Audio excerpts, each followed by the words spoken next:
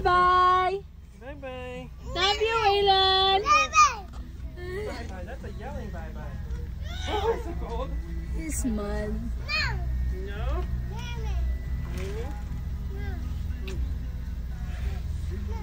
No. Bye-bye, Ray. Love you.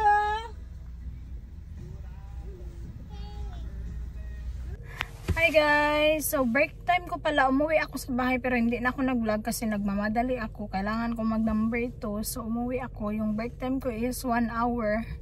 And malapit lang naman dito sa bahay namin, mga 5 minutes drive. So umuwi na lang ako at doon na lang ako kumain ng lunch. Kasama yung mga bata. Ay, silaw. So it's 1:43. I need to go back sa loob ng 1:52. So, pupunta na ako sa loob ng 1:47 para mag-check-in. Para hindi tayo late, di ba?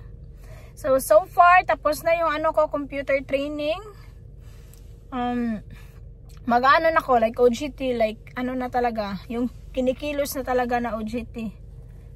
Tama ba? OJT pa rin yung tawag sa computer, mag-ano ka lang sa computer, magkinig ka lang sa computer. Ito kay OJT na talaga na like physical OJT. On the job training. Oh, tama ba? Yun pala. On the job training. Tapos, ang dami pang gawain. So, yeah, okay naman ako guys. Sabi ko sa mga ano ko, kasamahan ko, bear with me because I'm new. I'm new and then, this is my first time working here. So, sabi nila, okay lang. I said, sabi ko nga sa manager kahapon na yung English ko, blah blah. Baka hindi mo maintindihan or the way I speak baka ma-offend ka, bla, yung mga ganun. So sinasabihan ko na lang sila ng maaga, mas unahan ko sila sabihan. And naka-learn ako sa Publix while nag-training ako, while nag-watch ako ng training. Naka-learn ako na when you say no problem or like no worries, it's not that the kay minsan may mga taong parang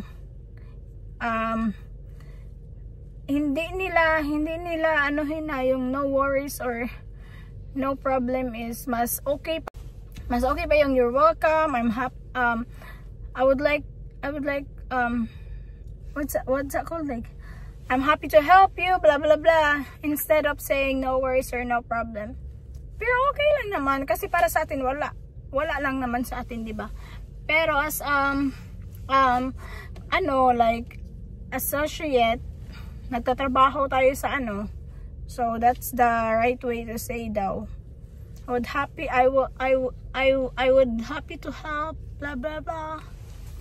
So yes guys, punta na ako. It's 1:46 na. So see you guys and see you later. Bye bye.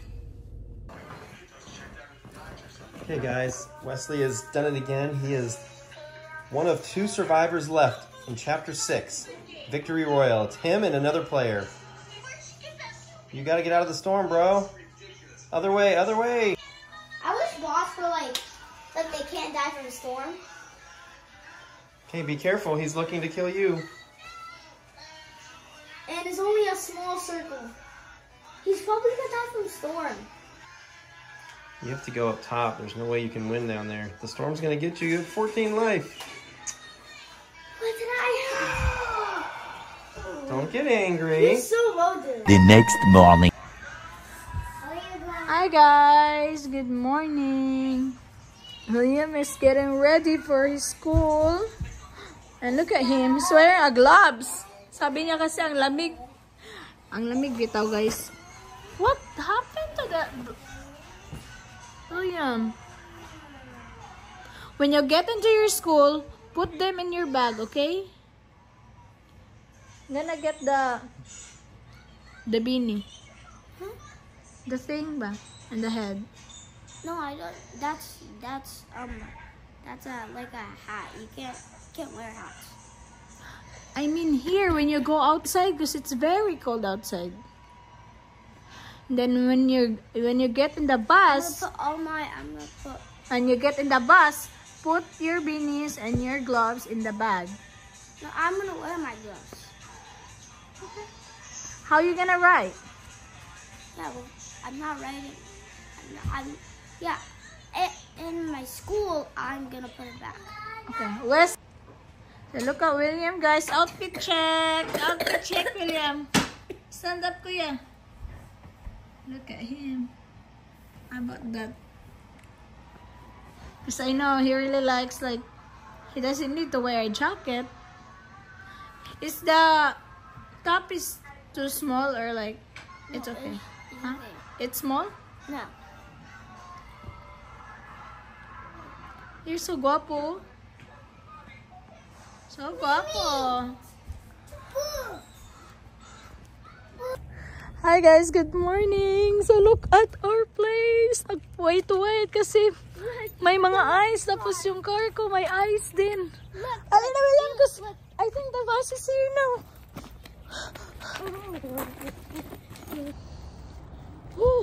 Kalamig. Ayan, napapasok na si William. Grabe. William, watch out, kuya. Watch out, there's a lot of car. Go. Tabok na ka. Across na. Bye-bye. Love you.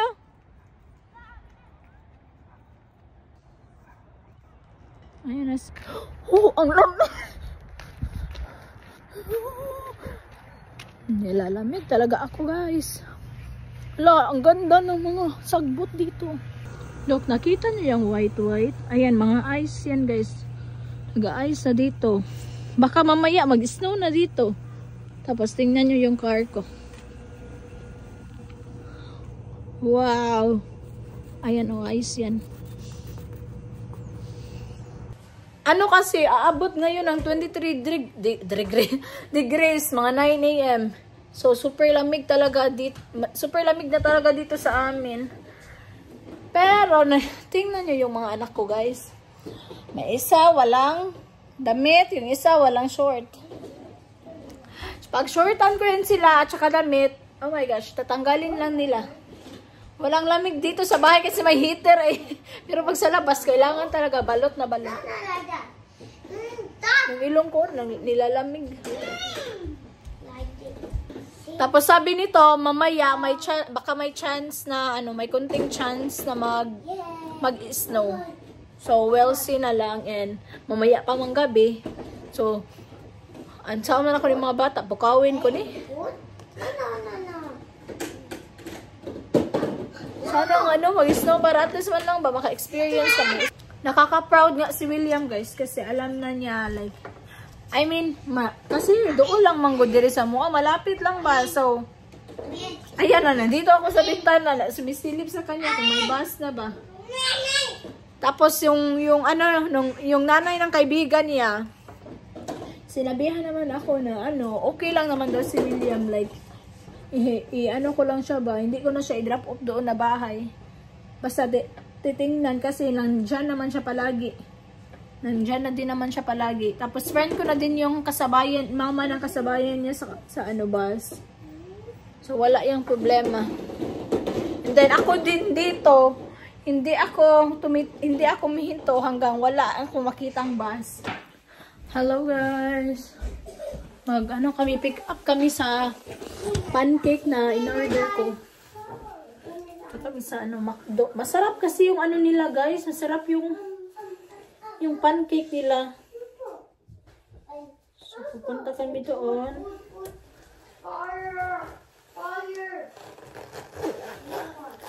Ayaw pa sumama ng mga bata. Isaan na lang naman sila sa sasakyan. Tapos uwi na din kami. So yes guys, let's go. So cold. One? Huh? One?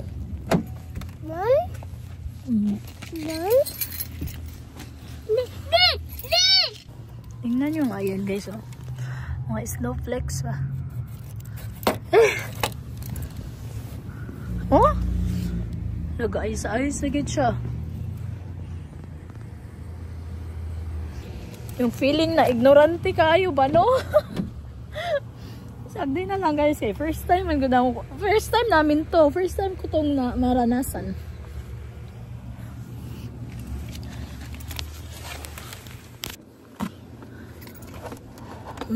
Di na.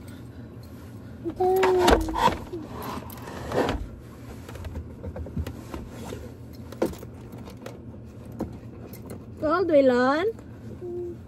Pero sa loob ng bahay, hindi masyadong malamig kasi may heater. Dito sa labas,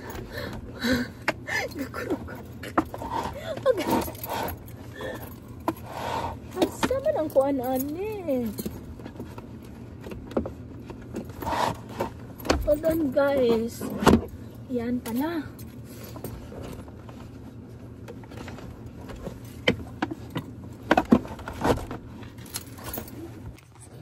Like that? Cool, Dylan? Cool! Kunin natin yung pang ano ng ice. What's that called? Scrapers? Hala, sa kahatugibutan nito, ay. Tingnan nyo nga yung dalawa, oh. Nagbukod naghabol. Hello, guys! Nasa bahay na kami. Nag-order ako ng McDo kasi yung apps kasi madaming points. Wala yung chicken nuggets kasi. Yeah, it's the chicken nugget. Kinagit.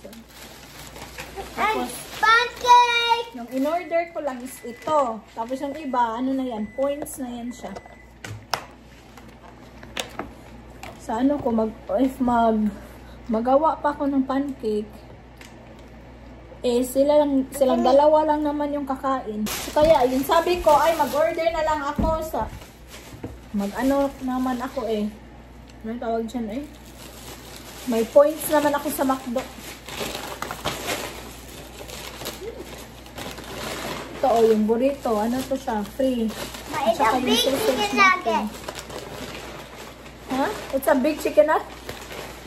Try it. Chicken nugget, so yung, okay. So dami. Thank you. Nawalan po doon. Tingnan nyo nga yun. Nagbigay din sa mami niya. Thank you. Mabait man yung mga anak ko ay. Ako talaga yung ano nila. Iniisip nila ano? Iniisip talaga nila ako pag may food yan sila. Kaya mga bata, sweet na sweet sa akin. Iyakin pero mga sweet.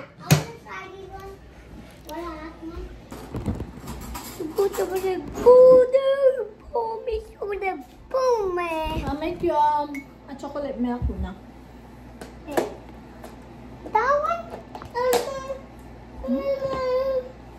What, Dylan? Only love can make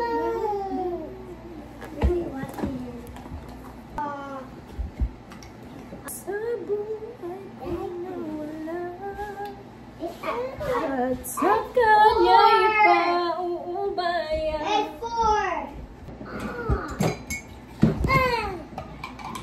Yes, that one. That's yours. Sa may ingon mo. Welcome.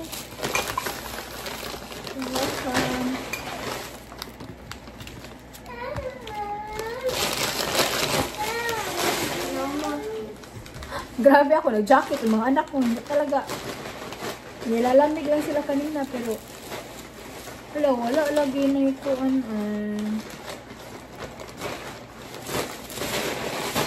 Wala silang ano, yung syrup. Sige na, eat na.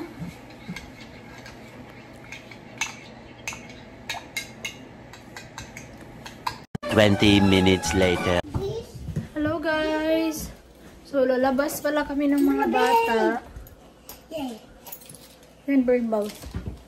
Come on, Rylan.